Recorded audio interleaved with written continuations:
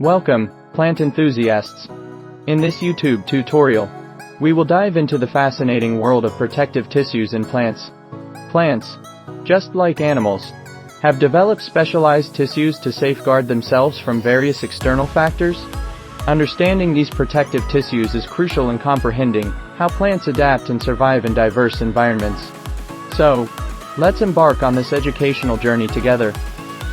To understand how plants protect themselves, let's start with the first line of defense, the epidermis. So, what are the characteristics of epidermis?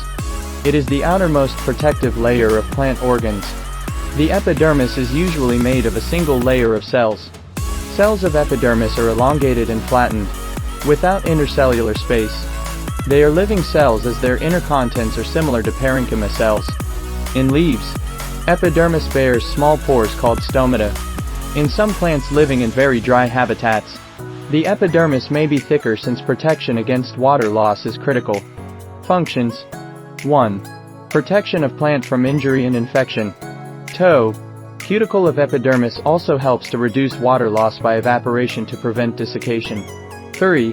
Stomata present in the epidermis allow gaseous exchange to occur during photosynthesis and respiration. Lastly, 4. It also facilitates transpiration. Now, let me show you presence of stomata in leaf peel.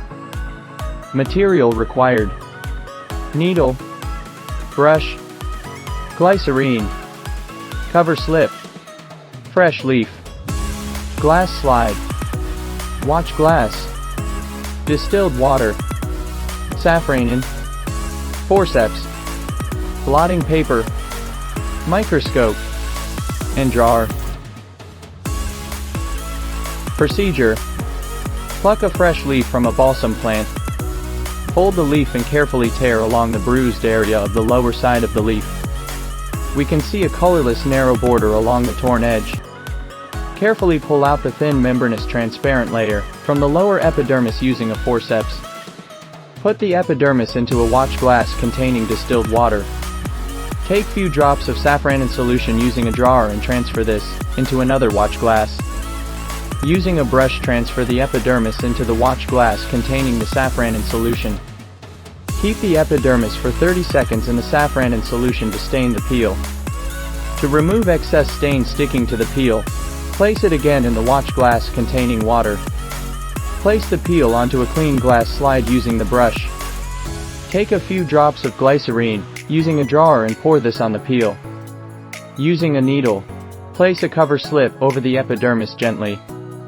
Drain out the excess glycerine using a blotting paper. Take the glass slide and place it on the stage of the compound microscope.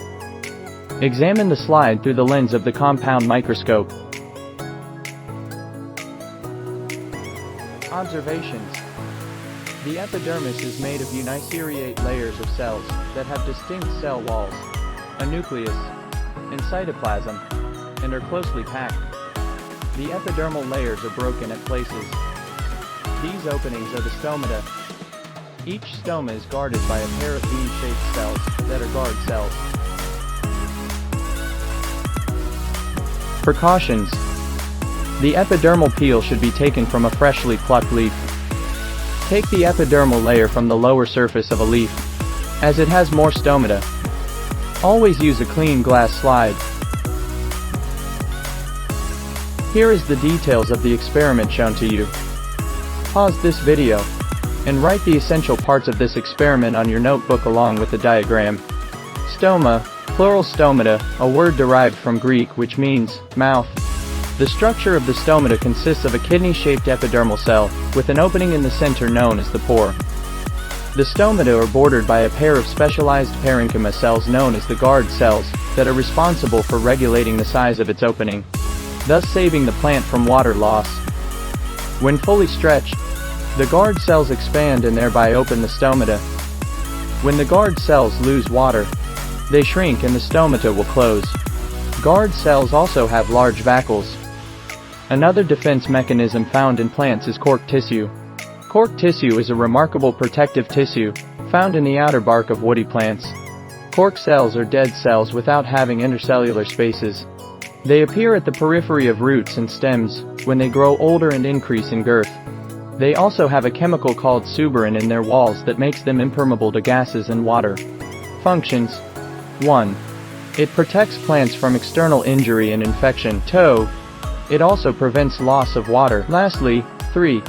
Since cork does not catch fire easily, it is used for insulation. I hope you found this tutorial informative and fascinating. If you have any questions, feel free to leave them in the comments section below. Don't forget to like this video and subscribe to our channel for more captivating content on plants and nature. Thank you for joining me, and remember to keep exploring the wonders of the plant world. Happy gardening!